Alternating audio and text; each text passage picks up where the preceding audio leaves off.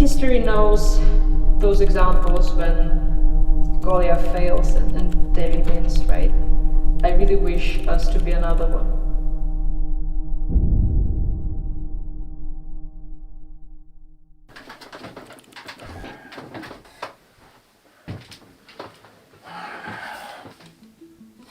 Quand j'étais petit, pour moi, la guerre, c'était un truc de livre d'histoire. C'était la guerre de 100 ans, les grandes guerres napoléoniennes, la première et la seconde guerre mondiale. En fait, pour moi, la guerre, c'était un truc super lointain, qui existait que en noir et blanc et auquel je serais sûrement jamais confronté. Bon, en grandissant, j'ai compris que la guerre, c'était pas seulement un truc des siècles passés. La guerre, on en entend parler tout le temps, dans les journaux, à la télé, à la radio. La guerre d'Afghanistan, la guerre d'Irak, les guerres en Libye, le conflit israélo-palestinien. Mais toutes ces guerres me paraissaient encore loin. Je me sentais pas directement concerné par ces conflits jusqu'au 24 février 2022.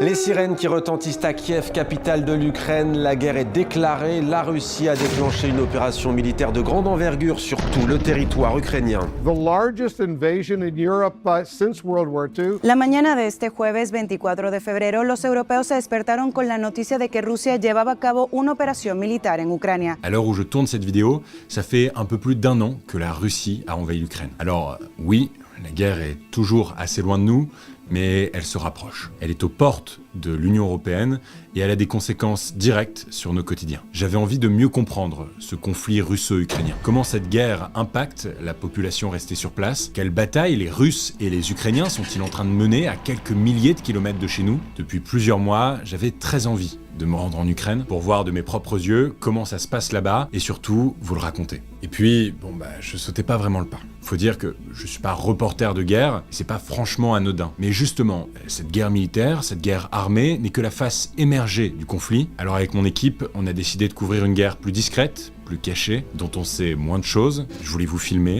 et vous raconter l'autre guerre en Ukraine.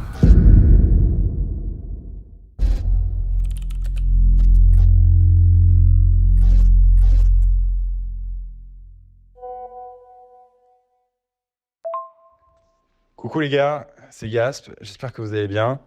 Je vous fais ce petit message vocal pour vous faire une proposition un peu chelou. Voilà, on m'a proposé de partir en Ukraine la semaine prochaine et j'ai très envie d'en faire un reportage. Une grosse vidéo pour la chaîne principale, je pense que c'est important. Et alors, ma proposition est un peu singulière. Pour un gros projet comme ça, je ne vais pas le faire tout seul, je vais avoir besoin d'aide. Et j'aimerais beaucoup vous proposer à tous les deux de m'accompagner. Voilà, faudra me donner une réponse assez rapide. Pour le moment, j'en sais pas beaucoup plus. Je vous en dis plus quand j'en sais plus. Mais vous pouvez m'appeler dès que vous avez ce message. Je vous embrasse. Ciao.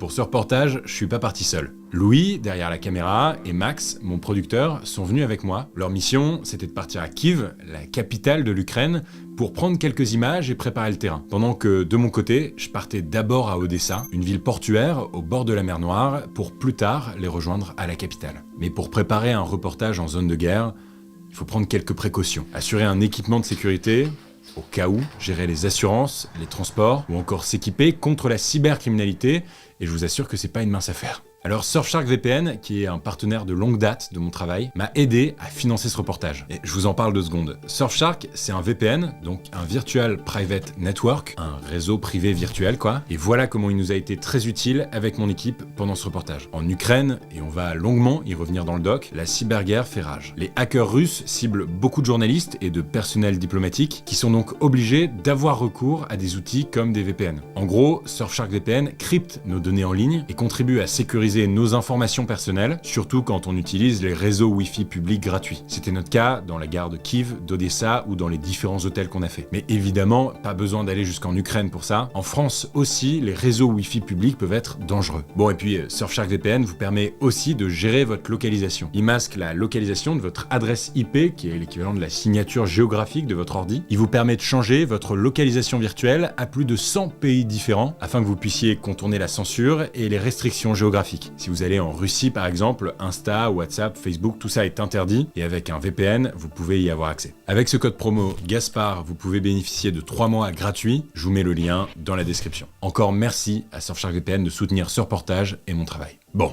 et une fois l'équipe et le matériel constitués, il a fallu s'y rendre. Aujourd'hui, il n'y a plus de vol direct Paris-Kiev. C'est un peu plus galère que ça pour aller en Ukraine. De mon côté, j'ai pris un avion de Paris jusqu'à Chisinau, en Moldavie, puis une voiture blindée pour rouler jusqu'à Odessa, ma première étape. De leur côté, les gars sont d'abord allés à la frontière polonaise, puis ont pris le train de nuit qui dure plus de 12 heures pour aller jusque Kiev. On peut dire que pendant le trajet, j'avais du temps à tuer, alors je me suis dit que j'allais en profiter pour bien revoir les bases et comprendre comment ce conflit a commencé. Ma plus grande crainte, c'est surtout de pas savoir gérer la caméra. Peut-être que ce vlog sera pas le plus beau que vous ayez vu de votre vie, mais comme dirait Orelsan, pour faire un film, t'as juste besoin d'un truc qui filme. On fait avec la culture qu'on a.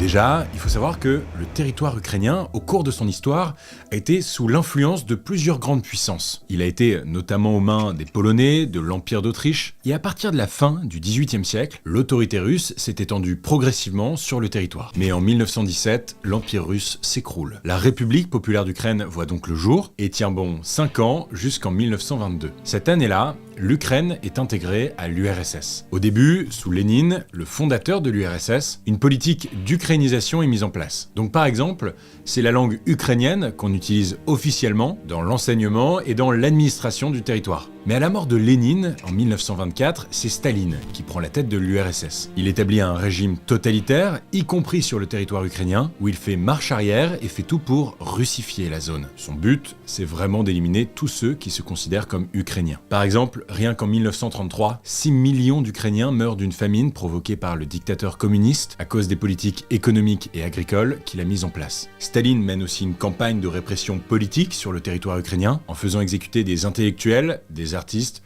ou des personnalités politiques. Le cauchemar des Ukrainiens prend finalement fin en 1991. Mesdames, Messieurs, bonsoir. L'histoire retiendra peut-être que c'est le jour de Noël que l'Union soviétique a définitivement disparu. Son dernier représentant, Mikhail Gorbatchev, a annoncé sa démission ce soir à la télévision. Ситуации с образованием Содружества независимых государств я прекращаю свою деятельность на посту президента СССР. Avec l'effondrement de l'URSS et la déclaration d'indépendance de l'Ukraine, dont les nouvelles frontières sont dessinées, l'Ukraine est un pays de plus de 600 000 km², c'est un peu plus que la superficie de la France. En 1991, ce sont un peu plus de 90% des Ukrainiens qui votent pour l'indépendance du pays. Le désir profond de s'émanciper de la Russie est palpable. Mais d'abord l'Ukraine qui a sauté à pieds joints sur l'indépendance en décembre dernier. 91% de oui au référendum. Même les Russes d'Ukraine ont voté pour. Bon. Il faut quand même noter qu'en Crimée, la péninsule ukrainienne située dans la mer Noire, à l'est de l'Ukraine et au sud-ouest de la Russie, les habitants ne sont que 54% à voter pour cette indépendance. 54%, c'est donc la majorité, mais par rapport aux autres régions ukrainiennes, c'est assez bas, c'est même le chiffre le plus bas du pays. En fait, il s'explique notamment par le fait que la Crimée est plus proche culturellement de la Russie que le reste de l'Ukraine, notamment parce que plus de 90% de la population y est russophone, une grande partie des nationalistes ukrainiens ayant été tués pendant la grande famine des années 30. Je suis né ici, je suis de Crimée et je ne me sens pas ukrainien, dit ce manifestant. Je veux qu'on soit autonome ou qu'on rejoigne la Russie. Ce qui fait que la Crimée a un statut un peu particulier. C'est une république autonome au sein de l'Ukraine, ce qui veut dire qu'elle a son propre gouvernement, ses propres institutions et gère son propre plan budgétaire. Mais bon, les habitants de Crimée restent des citoyens ukrainiens. En 2004, les tensions commencent à se faire sentir. Cette année-là, il y a une élection présidentielle en Ukraine. Les deux candidats favoris sont Viktor Yanukovych, qui est un candidat pro-russe, et Viktor Yushchenko, qui est un candidat pro-européen. Alors, le pro-russe est déclaré vainqueur, mais rapidement, les résultats sont contestés. C'est le début d'une période qu'on appelle la Révolution Orange. Une révolution marquée par des manifestations qui accusent le gouvernement de fraude électorale. Ce mouvement est tellement massif que les résultats sont annulés et qu'un nouveau second tour est organisé. Finalement, c'est Viktor Yushchenko, le candidat pro-européen, qui est élu président de l'Ukraine. Et ça, ça marque un vrai tournant dans l'histoire du pays. La coopération entre l'Ukraine et les pays de l'Union européenne est ainsi renforcée jusqu'à l'année 2010 qui marque la fin de la présidence de Viktor Yushchenko. Cette année-là, c'est Viktor Yanukovych, son opposant pro-russe, 6 ans plus tôt, qui l'emporte. Au contraire de son prédécesseur, lui n'est pas pour un rapprochement avec l'Union européenne. Et fin 2013, il refuse de signer un accord dont le but est de renforcer les relations entre l'Ukraine et l'Union européenne, ce qui mène donc à une nouvelle crise politique. On est 10 ans après la révolution orange, c'est le début de la révolution de Euromaïdan, aussi appelée la révolution de la dignité. Ce nom d'Euromaïdan fait référence à Maïdan, qui est une grande place à Kiev où on a été, et qu'on appelle aussi la place de l'indépendance. Encore une fois, des manifestations massives s'organisent un peu partout en Ukraine pour exiger une politique davantage pro-européenne.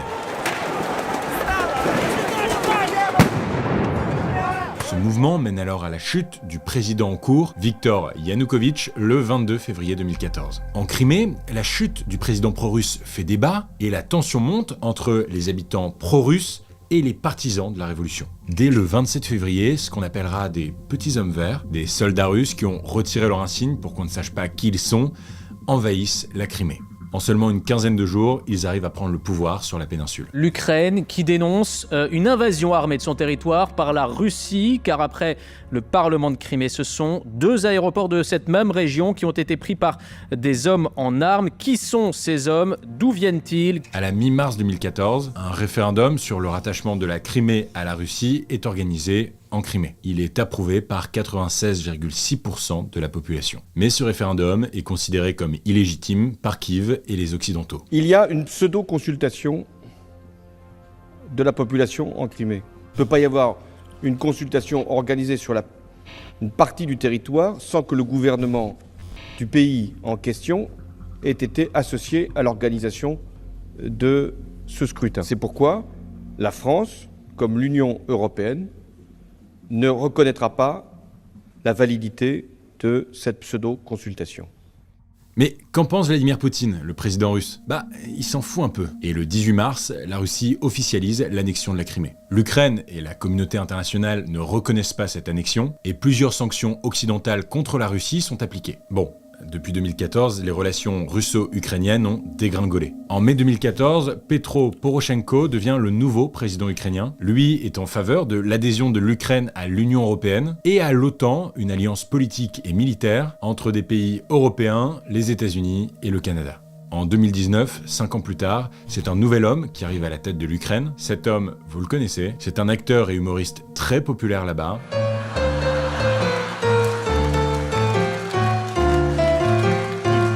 Et il s'appelle Volodymyr Zelensky. Zelensky, lui aussi, souhaite que l'Ukraine adhère à l'OTAN et à l'Union européenne, et il promet pendant sa campagne de mettre fin au conflit à l'est de l'Ukraine, dans la région russophone du Donbass, et rappelle que la Crimée doit être récupérée par l'Ukraine. Bref, tout ça fait que les tensions entre la Russie et l'Ukraine montent progressivement jusqu'au 24 février 2022.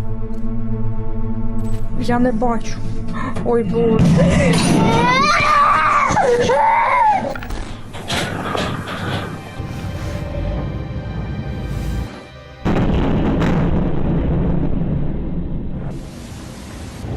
Держи меня, ладно? По возможности.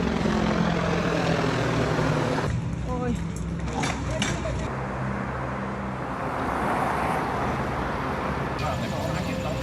Мною принято рішення о проведенні спеціальної воєнної операції. Захищаємо нашу незалежність, нашу державу. І так буде і далі. Кто бы ни пытался помешать нам, а тем более создать угрозы для нашей страны, для нашего народа, должны знать, что ответ России будет незамедлительным и приведет вас к таким последствиям, с которыми вы в своей истории еще никогда не сталкивались. Слава нашим захисникам, слава нашим захисницям. Слава Україні! Le 24 février 2022, la Russie envahit l'Ukraine. Je m'en souviens, à la rédac, on parlait que de ça, du retour de la guerre en Europe. Plus d'1 an après, il est très difficile d'établir un bilan précis des pertes humaines, mais ce qui est certain, c'est qu'il est lourd. Très lourd. En février 2023, la Russie disait avoir perdu près de 6000 soldats. L'Ukraine, elle, estimait que le bilan était d'environ 143 000 soldats russes tués. Côté ukrainien, le gouvernement russe affirmait que plus de 61 000 soldats ukrainiens avaient été tués, tandis que le gouvernement ukrainien estimait ce chiffre à 13 000. Bon, Clairement, il y a une bataille de chiffres. Chaque camp essaye de minorer ses pertes. Au niveau des civils, toujours en février 2023, soit un an après le début de l'invasion, plus de 7000 civils ukrainiens auraient été tués dans le pays et plus de 11 000 Ukrainiens auraient été blessés selon un bilan de l'ONU, probablement en dessous des chiffres réels. Et toujours selon l'ONU, plus de 8 millions d'Ukrainiens auraient quitté leur pays pour fuir en Europe. Sur 43 millions d'habitants, ça représente quand même pas loin d'un habitant sur 5. C'est le plus grand mouvement de réfugiés sur le continent depuis la Seconde Guerre mondiale. Malgré son isolement sur la scène internationale, Poutine utilise deux arguments principaux pour expliquer son refus de mettre fin à cette guerre. Déjà, il est contre la volonté ukrainienne d'intégrer l'OTAN. Pour lui, si ça se faisait, cela permettrait à l'organisation d'encercler géographiquement la Russie. Il préfère donc que l'Ukraine reste un pays tampon. Et l'autre point mis en avant par Vladimir Poutine, c'est son envie de dénazifier l'Ukraine, qui procéderait à un génocide contre les Ukrainiens russophones. En gros, Poutine se présente comme le libérateur des Ukrainiens opprimés par un gouvernement néo-nazi, ce qui est dans les faits complètement absurde. Bon, je crois qu'on a fait un bon état des lieux de la situation. Retour sur le terrain.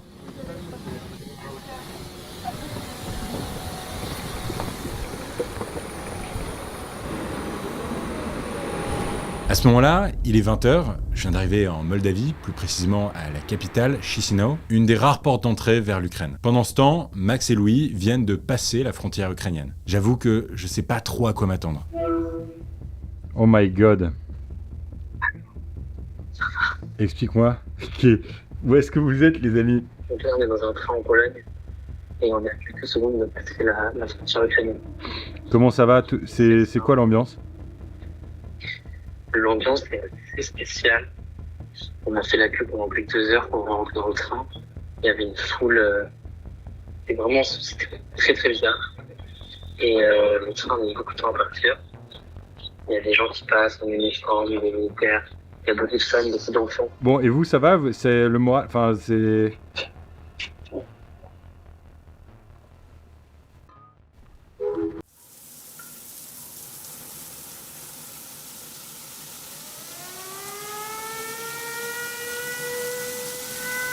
Attention. Air raid alert. Proceed to the nearest shelter. Don't be careless. Your overconfidence is your weakness. Oh, putain. Ah, putain. Bon, un point sur la situation avant de me coucher. Mon équipe est en Ukraine, ça y est. Ils sont dans un train de nuit. Et que bah là, je viens de recevoir une alerte à la bombe. En fait, tout le territoire est en alerte. Tout le territoire ukrainien est en alerte. Donc, mon équipe aussi. Bon, j'ai pas trop de nouvelles de Max. Et je suis un peu inquiet parce que Kiev n'a pas été bombardé depuis des semaines. On nous a dit que c'était super chill de venir, etc. Mais enfin, je me suis jamais dit en Ukraine, je vais filmer un moment où je vais être dans un shelter. Et peut-être que ce sera pas le cas. On va voir si on passe entre les raids aériens. Et il faut vraiment que j'aille me coucher parce que c'est cata. Forcément, quand on pense à un conflit militaire, on pense à des chars, des soldats. La guerre russo-ukrainienne, c'est une guerre de territoire qui se joue à coups de batailles sanglantes, mais elle a aussi d'autres facettes un peu moins connues du grand public, et c'est ça que je suis venu couvrir avec mon équipe. 5h58, départ pour Odessa.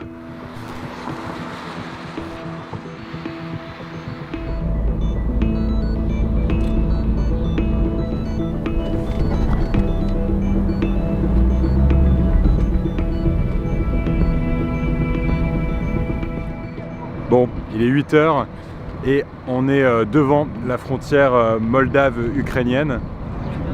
Il n'y a pas tant de sécurité que ça. Hello. Hello, ça va? Ça va? Vous m'entendez bien? Ouais, nickel. Je suis dans un duty free à la frontière là. Ok. Vous êtes encore dans le train pour combien de temps? 10 minutes. Ok, ça va? Vous avez bien dormi? Ouais. Ouais. Ouais, c'est relatif quand même, c'est relatif. Ok.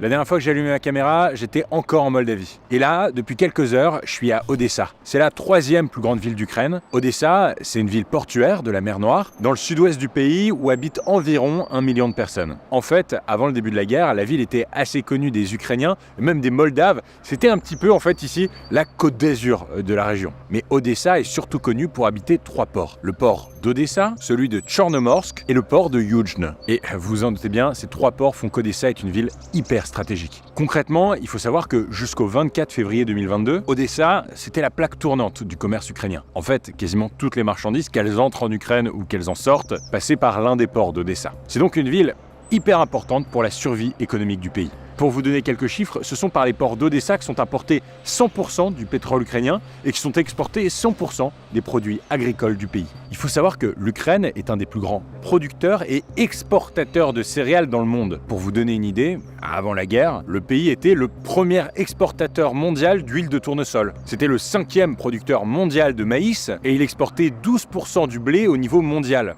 C'est pas rien. D'ailleurs, depuis le début du XVIIIe siècle, on surnomme l'Ukraine le grenier à blé de l'Europe, et même parfois du monde. Mais la Russie aussi est riche en blé, et à eux deux, la Russie et l'Ukraine concentraient en 2021 30% du commerce mondial de blé. Et environ 400 millions de personnes à travers le monde dépendaient de ce blé. Le problème, c'est que l'invasion de l'Ukraine en février 2022 a provoqué une chute considérable des exportations de céréales notamment, en bloquant pendant un long moment les ports d'Odessa. Près de 22 millions de tonnes de céréales destinées à l'exportation sont toujours bloquées en Ukraine en raison de la guerre.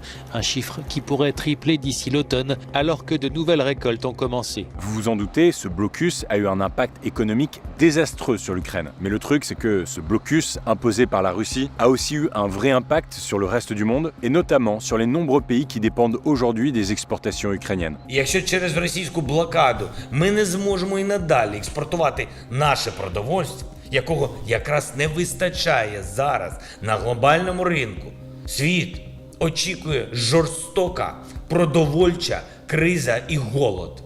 Голод у багатьох країнах Азії та Африки. Concrètement, une fois que l'Ukraine a été contrainte de freiner ses exportations, la situation a vite dégringolé. Certaines denrées devenaient de plus en plus rares et donc les prix ont tout simplement explosé. En juillet dernier, par exemple, le prix du blé avait augmenté de 60%. Avec le blocage des ports d'Odessa, il y avait donc un vrai risque de crise alimentaire mondiale, surtout dans les pays qui dépendent presque exclusivement des exportations de l'Ukraine. Par exemple, j'ai des chiffres, il faut savoir que le Pakistan et la Somalie importent plus de 80% de blé depuis l'Ukraine. Le Liban, 60%, la Tunisie, l'Algérie et la Libye importent eux 40% de blé depuis l'Ukraine. Bon, je vais pas vous donner les statistiques de chaque pays impacté, mais clairement, il y en a beaucoup. Si bien que le secrétaire général des Nations Unies, Antonio Guterres, avait expliqué craindre que la guerre en Ukraine provoque un ouragan de famine et un effondrement du système alimentaire mondial. Il était donc nécessaire que l'Ukraine et la Russie trouvent un accord pour reprendre les exportations. Et finalement, le 22 juillet 2022, un accord est signé à Istanbul par la Russie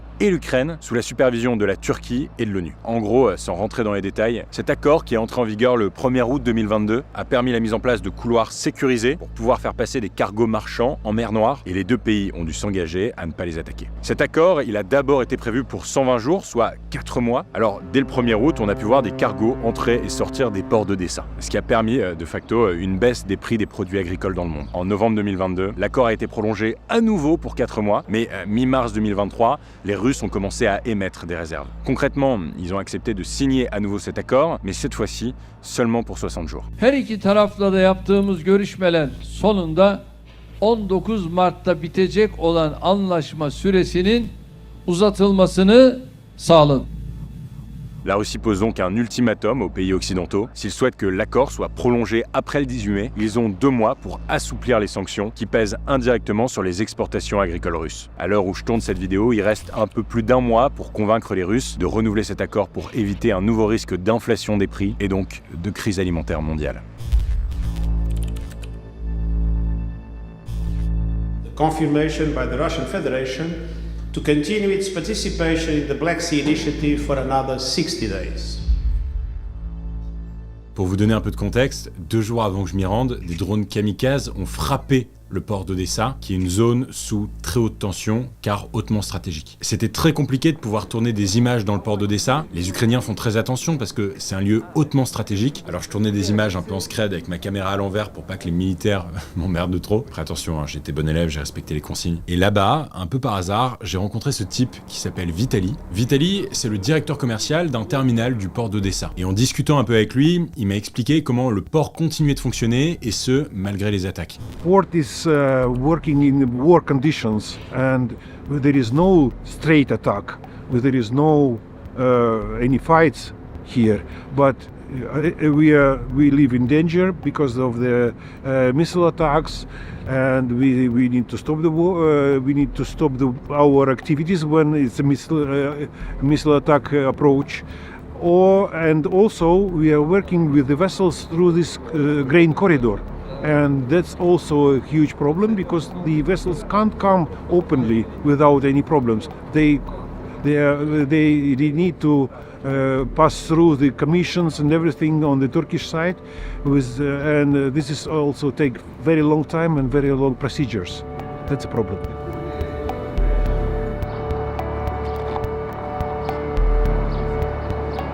Je dois vous dire aussi que je suis un peu mitigé. Ici, je suis avec un journaliste de France Info et un journaliste du Monde. Le journaliste de France Info, il vient de Paris avec moi, et le journaliste du Monde, il est ici sur place depuis un moment. Et alors, avec le journaliste de France Info, bon, on n'a pas l'habitude de la région, on ne connaît pas du tout. Donc bon, on est un peu flippé par les raids aériens, forcément. Et le journaliste du Monde, lui, il nous dit non, mais en fait, il y en a 3 à 4 par nuit, donc à un moment donné, tu peux pas descendre à chaque fois, c'est pas possible. Autrement dit, le mec nous explique qu'il a désactivé les alertes aériennes et qu'il descend plus du tout en shelter parce que sinon il n'arrive pas à dormir, quoi. Ce que je peux comprendre.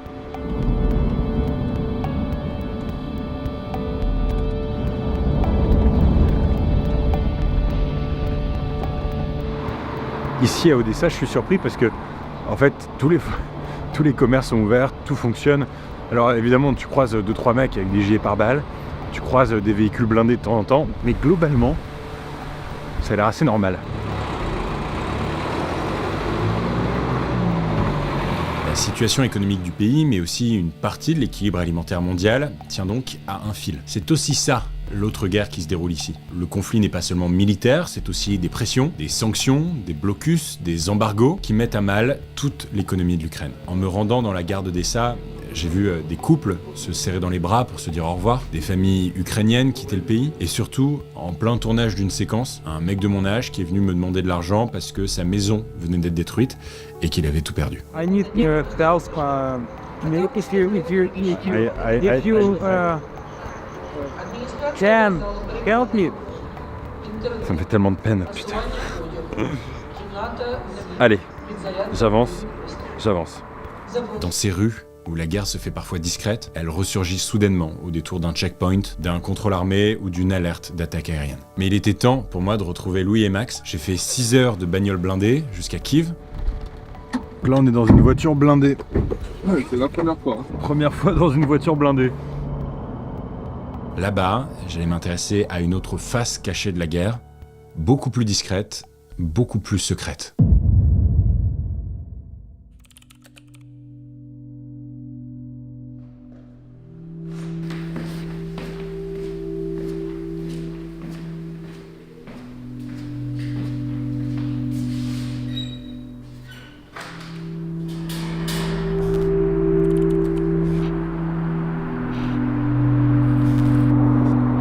Ça c'est le souffle. Ah oui, bah on reconnaît bien. Donc cette tour là, c'est celle-là.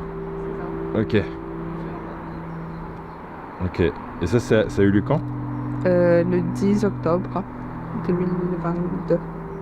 Alors, vous le voyez pas, mais sur les images que je vous montre se cache un vrai champ de bataille. Une autre guerre fait rage. Une guerre qu'on ne voit pas, une guerre dans le cloud. Le conflit russo-ukrainien, c'est la première vraie guerre sur le territoire européen depuis l'arrivée d'Internet. Le cyberespace est donc devenu un nouveau lieu de combat. On parle alors de cyberguerre. Concrètement, une cyberguerre, c'est un conflit dans lequel des États ou des hackers, par exemple, essaient de s'emparer des données sensibles de leurs adversaires ou de perturber leur système numérique en les piratant, par exemple. Une cyberguerre, c'est une guerre beaucoup plus discrète qu'une guerre terrestre parce qu'on opère de façon quasi anonyme. Alors parfois, on a l'impression que parce qu'elle se passe pas sur des champs de bataille, la cyberguerre est moins dangereuse, parce qu'elle fait pas de victimes directes. Mais en vrai, c'est un peu plus compliqué que ça. Parce que, en ciblant des hôpitaux par exemple, une cyberattaque peut avoir des effets nuisibles pour un pays, en volant des informations sensibles ou en nuisant au système informatique de la structure, ce qui peut perturber les soins des patients. The conventional wisdom is that Russia invaded Ukraine starting on February 24th.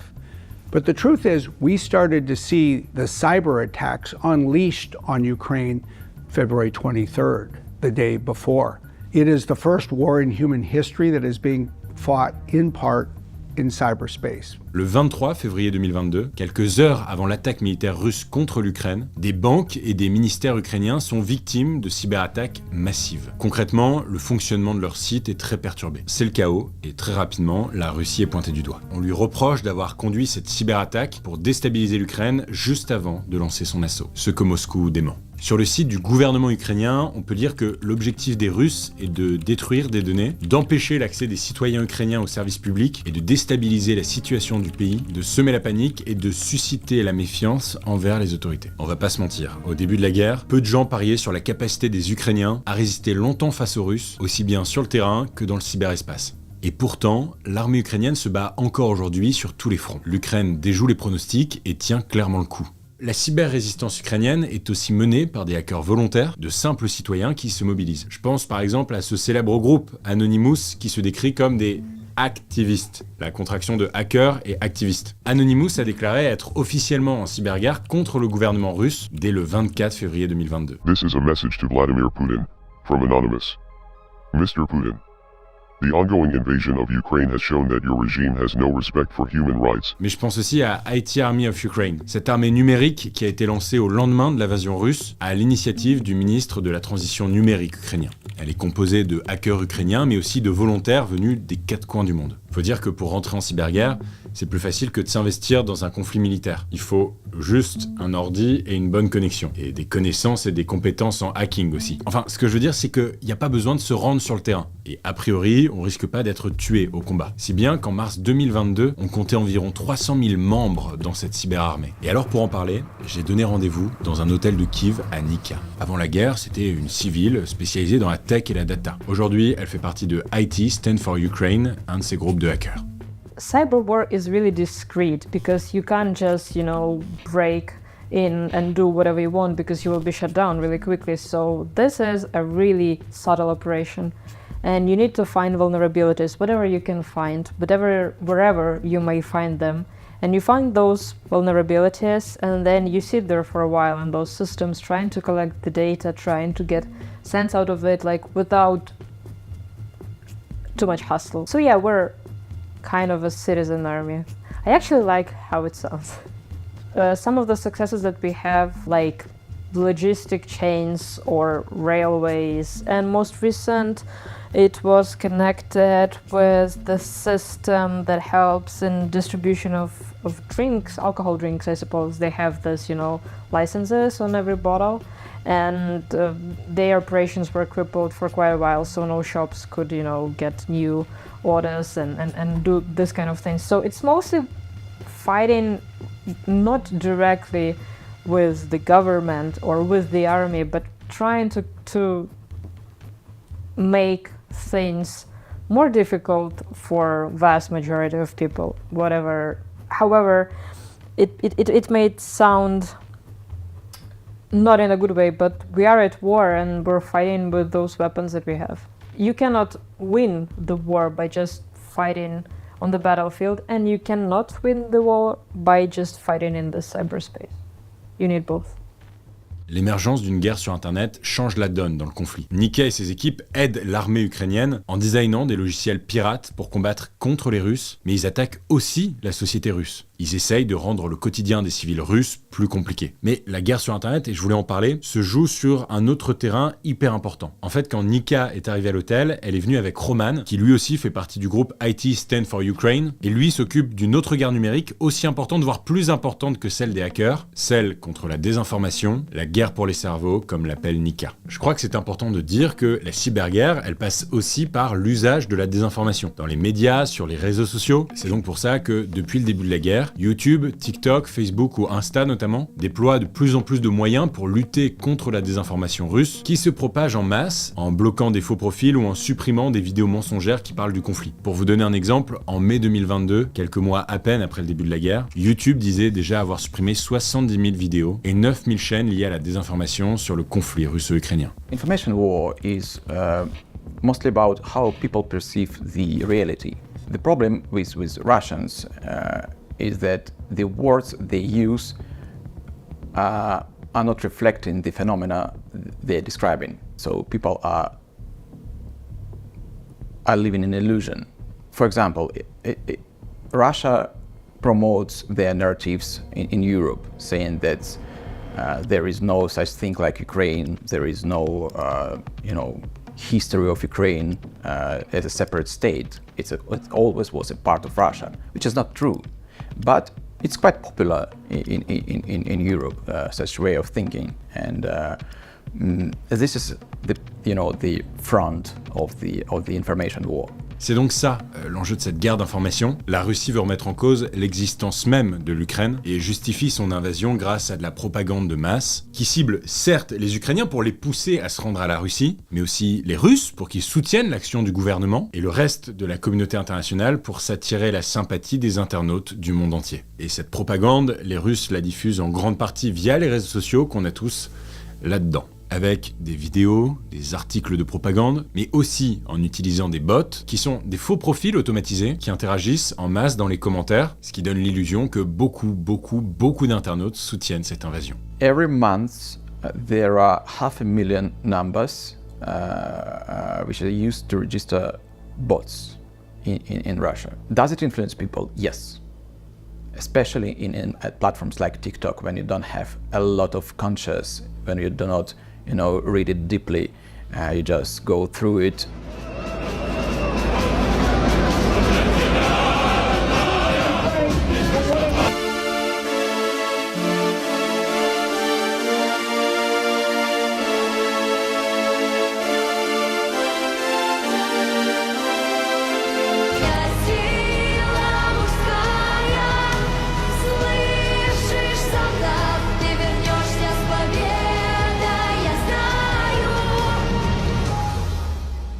We call bot factories in Russia troll factories, especially if they're done by humans.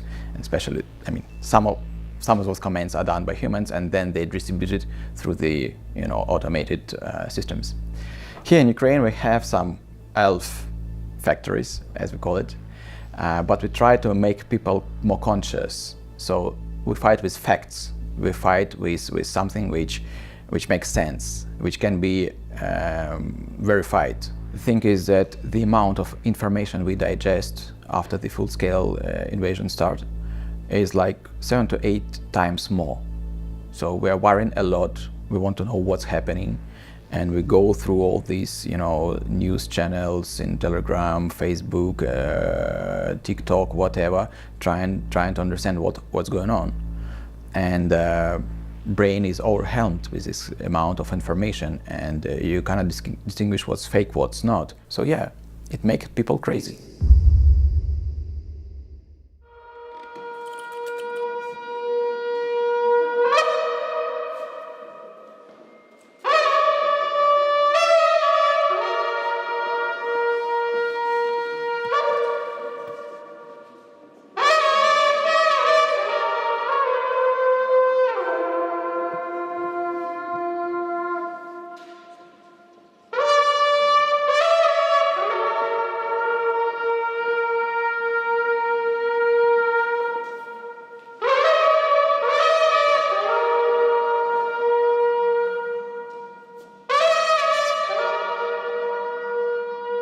Les racines de ce conflit sont profondes. C'est un conflit qui joue entre deux cultures, deux identités qui sont au cœur de cette troisième et ultime guerre cachée. Depuis le début de la guerre, la Russie attaque la culture ukrainienne. Certains monuments historiques ont par exemple été endommagés, voire même détruits par les Russes. Le chiffre que nous donne l'UNESCO en avril 2023, c'est 248.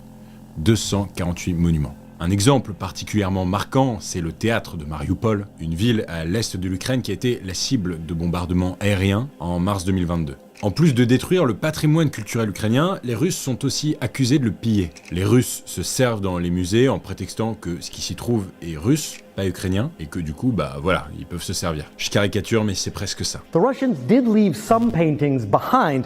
In fact, they didn't seem very interested in Soviet-era artwork. Lenin didn't go with them. But over here, it's just rack after rack, all of these empty vaults. They've been full of paintings. It's all gone. Pour faire face à ça, les équipes de certains musées passés sous contrôle russe ont fait le choix de déplacer leurs œuvres en lieu sûr, dans des villes qui ne sont pas occupées par les Russes et loin des bombardements. 22:50 пролунав дзвінок і сказали, що горить музей. У музей влучила бомба. Шкоди нанесло великої. Музей практично розрушений. У них завдання стоїть знищити нас, українців, знищити нашу культуру, наші традиції, наших людей знищити. Alors oui, en pillant et en détruisant le patrimoine ukrainien, la Russie affaiblit économiquement le pays. Mais pour les Ukrainiens, il y a aussi un vrai message délivré par les Russes à travers ces actes, que résume très bien d'ailleurs le directeur du musée national de Lviv, une ville de l'ouest de l'Ukraine, dans une interview qu'il a donnée au célèbre quotidien américain The Wall Street Journal. L'objectif de Poutine est de détruire l'indépendance de l'Ukraine, d'effacer, de supprimer notre patrimoine et notre héritage culturel. En gros, en détruisant le patrimoine culturel de l'Ukraine, la Russie pourrait effacer et réinventer leur histoire pour créer un nouveau récit national qui ferait de l'Ukraine une terre russe avant tout. D'ailleurs, il y a quelques mois, le ministre de la Culture ukrainien affirmait à BFM TV que cette guerre russo-ukrainienne était une guerre d'extermination de l'identité ukrainienne. On voit très bien que cette guerre, c'est non seulement une guerre d'expansion territoriale, mais c'est une guerre d'extermination de notre identité, parce que c'est notre identité, notre culture, identité culturelle qui est visée. Alors, pour combattre ça, les Ukrainiens prennent les armes. Les armes au sens propre, évidemment, mais ils utilisent aussi l'art pour résister. Depuis le début de l'invasion, on voit par exemple ici, dans les rues de Kiev, de plus en plus de street art engagé, des œuvres réalisées par des anonymes, mais aussi par des artistes reconnus, qui ne sont pas nécessairement ukrainiens d'ailleurs, comme le célèbre street artiste britannique Banksy. Il a dessiné sur les murs de pas mal de villes ici en Ukraine. À Borodianka, une ville au nord-ouest de Kiev, il a réalisé une fresque sur laquelle on voit un petit garçon, judoka, réaliser une prise sur un adulte, qui est en fait très probablement Poutine. Et d'ailleurs, cette œuvre que Banksy a faite pour apporter son soutien aux Ukrainiens a récemment été imprimée sur des timbres vendus ici dans tous les bureaux de poste du pays. Ceux qui sont à l'initiative de ce truc ont ajouté en bas du timbre « Fuck Poutine ». C'est plutôt clair. Mais côté ukrainien, l'art et la culture ne servent pas uniquement à s'opposer aux Russes. Ils permettent aussi aux Ukrainiens de retrouver un sentiment de cohésion nationale. Comme les Russes s'en prennent à leur culture, qu'ils essayent d'éradiquer leur identité, les Ukrainiens souhaitent se la réapproprier et ils le font de plusieurs manières. Déjà, en se renseignant davantage sur l'histoire de leur pays. En faisant mes recherches, je me suis rendu compte que les livres d'histoire se vendent beaucoup plus depuis le début de l'offensive. Not only do I not want to read Russian books, I want nothing more to do with Russians. We have great Ukrainian writers and beautiful great Ukrainian literature, but it's all sold out at the moment. Une autre façon qu'ont trouvé les Ukrainiens pour se réapproprier leur culture et réaffirmer leur identité propre, c'est d'entamer un processus, et on l'a vu sur place, de dérussification. Par exemple, l'été dernier, le Parlement ukrainien a interdit la diffusion de musique russe à la télé ou à la radio et dans certains espaces publics comme les écoles ou les transports. En fait, les références à la Russie sont progressivement effacées du paysage ukrainien. Dans la ville d'Odessa, où j'étais il y a quelques jours, qui est majoritairement russophone, des initiatives ont été mises en place pour résister pacifiquement contre l'occupant et réaffirmer l'identité ukrainienne. Un événement assez marquant de ces derniers mois, c'est le déboulonnement de la statue de Catherine II, l'impératrice de Russie de la deuxième moitié du XVIIIe siècle. Cette statue, qui se trouve sur la promenade du bord de mer de la ville, c'est un symbole d'Odessa puisque Catherine II est celle qui a fondé la ville en 1794. La déboulonner, c'est aussi très symbolique. C'est une façon de se détacher de l'héritage russe et de rappeler que Odessa, c'est une ville cosmopolite. Alors, avec une histoire russe, c'est vrai, mais surtout avec une histoire multiculturelle. Un autre truc intéressant avec ce processus de dérussification, c'est tout l'enjeu autour de la langue. Les médias français ont commencé à en parler dès le début de la guerre, quand les journalistes se demandaient s'il fallait continuer de nommer la capitale ukrainienne Kiev, qui est la version russophone du nom de la ville, ou plutôt d'adopter le mot ukrainien Kyiv, que vous m'entendez dire depuis le début de ce reportage. Kyiv. Kyiv. Kyiv. Kyiv. Kyiv. Kyiv. Kyiv. En fait, il faut savoir qu'en Ukraine, même si la langue officielle c'est l'ukrainien, beaucoup de citoyens parlent russe. Mais avec l'invasion, un mouvement de réhabilitation de la langue ukrainienne a été lancé, et certaines villes ukrainiennes ont d'ailleurs fait le choix de rebaptiser certains noms de rues qui faisaient référence à la Russie. Changement de nom dans un village ukrainien, la rue Lénine est devenue la rue John Lennon, la légende des Beatles plutôt que la figure communiste. D'ailleurs, ce sont pas que les rues qui sont rebaptisées. Petite anecdote, le premier soir à Kyiv, je suis allé boire un verre du coup avec les gars parce que j'étais content de les revoir, et moi, naïvement, j'ai demandé presque mécaniquement au serveur mon cocktail préféré, un Moscow Mule. Le mec m'a regardé complètement de travers et j'ai remarqué en le disant que j'avais un peu merdé. Toutes les références à la Russie sont progressivement effacées du paysage ukrainien jusque dans le menu des bars.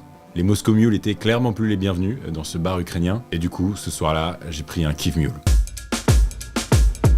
Ça paraît complètement con, mais ça a en fait toute son importance. Quand j'étais à Kyiv, j'ai d'ailleurs fait la rencontre de Yevgen Klopotenko, le Cyril Lignac local, un grand chef, et lui a milité pour inscrire la préparation du borsch ukrainien, un plat populaire à base de betterave, au patrimoine culturel immatériel de l'UNESCO, alors que la Russie estime qu'il s'agit d'un plat russe.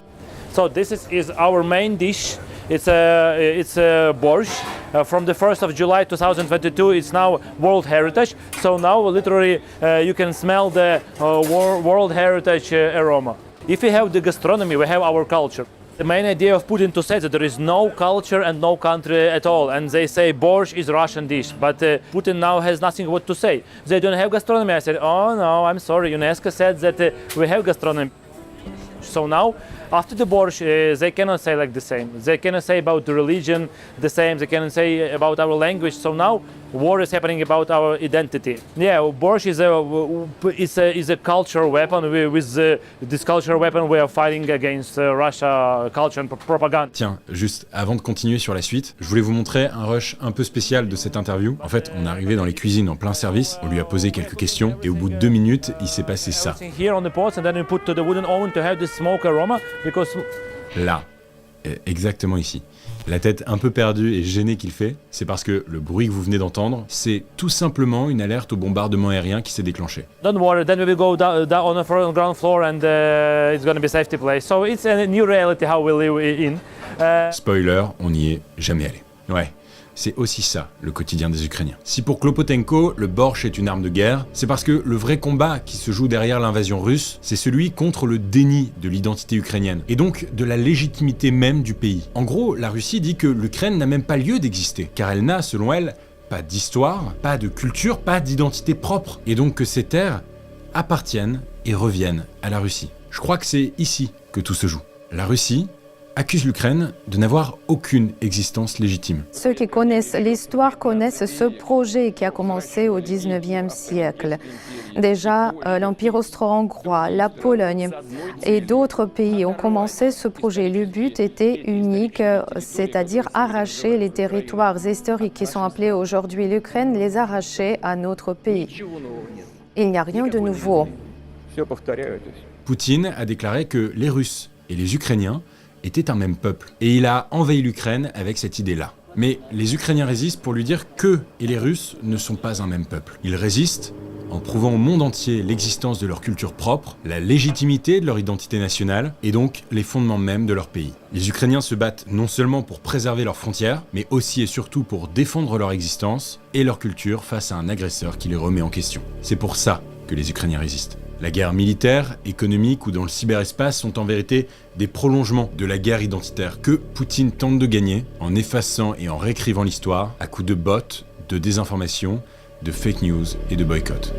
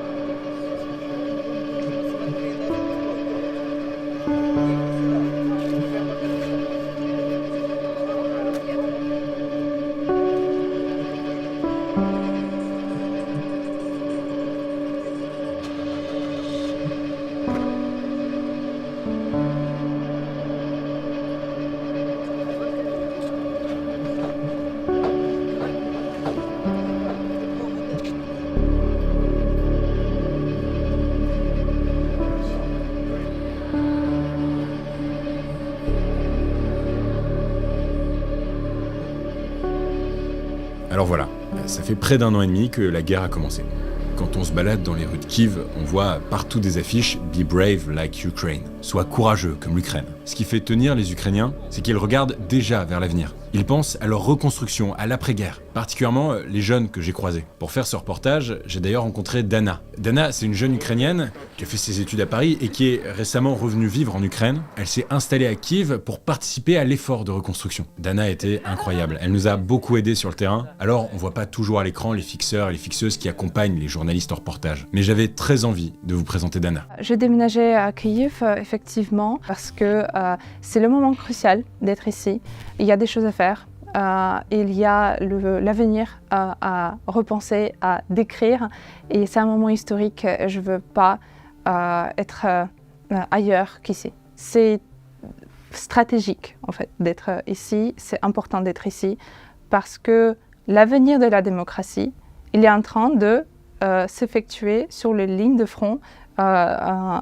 Il est dans les mains, littéralement, de nos militaires qui sont en train de se consacrer leur vie pour les valeurs fondamentales de l'Union européenne.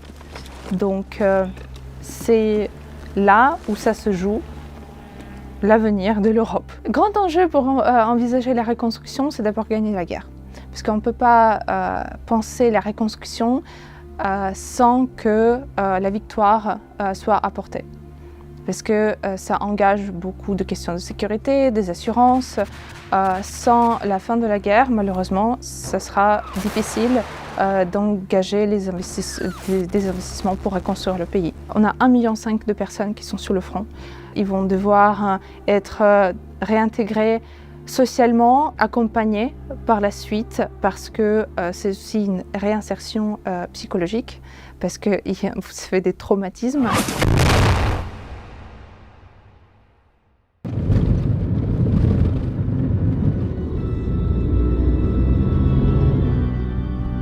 Certains quartiers de Kiev comme ça sont absolument déserts.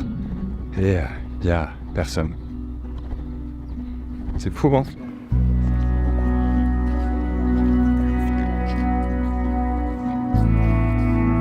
Bon, il est 17h32, ça fait plus de 3 jours maintenant qu'on a quitté Paris.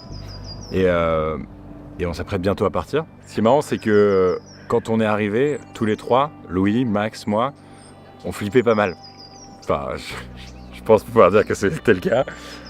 On a pris beaucoup de précautions. On ne savait pas ce que ça voulait dire en fait, un pays en guerre. C'est la première fois qu'on allait sur le terrain comme ça. Moi, ce qui me faisait particulièrement flipper, c'était les alertes aériennes, les alertes de bombardement. Il y en a 3 à 4 fois par jour en fait quand tu te trouves à Kiev. Et la plupart des fixeurs, donc des locaux sur place, nous disaient que en fait, tu pouvais pas vivre. Tu pouvais pas vivre si tu te mettais dans un shelter à chaque fois qu'il y avait une alerte. Alors on a désactivé ces trucs-là de nos téléphones, on a arrêté de lire un peu la presse et les gros titres en réalisant que l'Ukraine c'est un énorme pays. Kiev c'est une très grande ville et on a décidé de se mettre un petit peu ces derniers jours au rythme de la ville, au rythme de ses habitants, de sa population. Et en fait on a découvert un autre visage de la guerre, un visage qui est un peu à double tranchant, c'est-à-dire que la vie continue, c'est vrai. Vous pouvez sortir en bar, vous pouvez fumer des clopes avec vos potes, vous pouvez faire vos courses, faire votre sport, vous balader en trottinette. Et de temps en temps, à certains moments dans la ville, la réalité vous refrappe. Vous tombez sur un checkpoint, vous tombez sur une jeune femme qui pleure son copain qui est mort au front, comme beaucoup de jeunes Ukrainiens. Votre téléphone sonne et vous annonce que il se passe quelque chose dans le ciel. Reste que c'était précieux de pouvoir découvrir Kiev et l'Ukraine de manière générale sous cet angle. C'est pas le reportage le plus putaclic que vous allez voir de YouTube, mais on a essayé de montrer au plus près la réalité telle qu'on l'a perçue sur le terrain pendant ces quelques jours. Notre séjour en Ukraine se terminait et je me posais la question, et nous dans tout ça, la France, est-ce qu'on aide? Sur place, j'en ai parlé avec Clément Beaune, le ministre délégué au transport. Lui est justement venu en Ukraine pour parler de la façon dont la France allait pouvoir aider à la reconstruction du pays. Donc on a quitté l'Ukraine avec mon équipe par le fameux train couchette qui va jusqu'en Pologne, dans lequel se trouvait aussi la délégation du ministre qui l'accompagnait. Et ça a été l'occasion d'en parler avec lui. Ce qui m'a vraiment frappé, c'est à chaque entretien, j'en ai toute la journée aujourd'hui, avec des députés, avec des ministres, avec le Premier ministre, tout le monde pense déjà à la reconstruction. Et ça m'intéresse parce qu'on parle de reconstruction. beaucoup en ce moment. Beaucoup, ouais. Sur un conflit qui est quand même toujours en cours. Bien sûr. Et quand on pose la question combien de temps ça a duré, point d'interrogation sur toutes les lèvres. Ouais, mais alors c'était... Pas trop tôt pour parler de reconstruction, justement? Bah, il est pas trop tôt pour la préparer, mais ce qui m'a frappé, c'est que moi je pensais qu'en venant leur parler aussi de reconstruction, urgence et reconstruction, ils allaient me dire à chaque fois, à chaque entretien, on parle d'abord de l'urgence, on verra après. Ouais. Et en fait, c'était même plutôt l'inverse. J'étais impressionné par ça et je pense que c'est aussi un message politique sur le thème on croit à la victoire, on croit à l'après, on veut se projeter dans l'avenir pour se mobiliser aussi. Donc ils ont demandé des choses d'urgence, comme je disais, mais vraiment beaucoup de demandes, c'était faites venir vos entreprises, regardons comment on va construire l'après. Il y a des secteurs comme les énergies vertes, comme les éoliennes, comme les choses qui paraissent décalées quand on est dans un pays en guerre aujourd'hui, qui sont déjà dans leur tête et sur lesquelles ils veulent réfléchir, parce qu'il y en a plusieurs qui ont eu cette phrase, il ne faut pas qu'il y ait la guerre après la guerre. Et donc il ne faut pas qu'après la guerre, on soit encore dans un monde en Ukraine où il n'y a pas d'avenir pour les jeunes, il n'y a pas d'emploi pour les jeunes, où le seul perspective c'est que les jeunes s'en aillent parce qu'ils ont peur que leur pays soit en difficulté pendant encore des années ou des décennies. C'est un pays qu'il faudra déminer. Bref, il y a des chantiers énormes, mais je pense que c'est aussi un motif d'espoir, mais de préparation super sérieuse de l'après, de la reconstruction. Et j'étais vraiment très très frappé par le fait que c'est eux, encore plus que nous, qui avaient ce mot à la bouche dans tous les entretiens, dans toutes les discussions.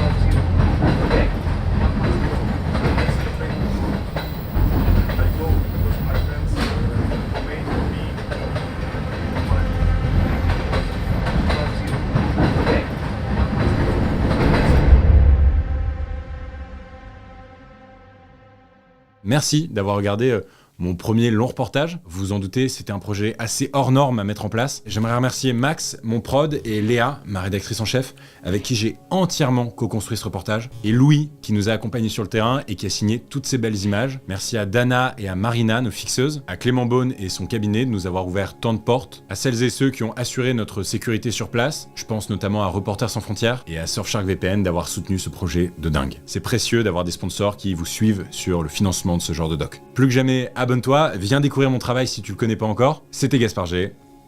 Ciao.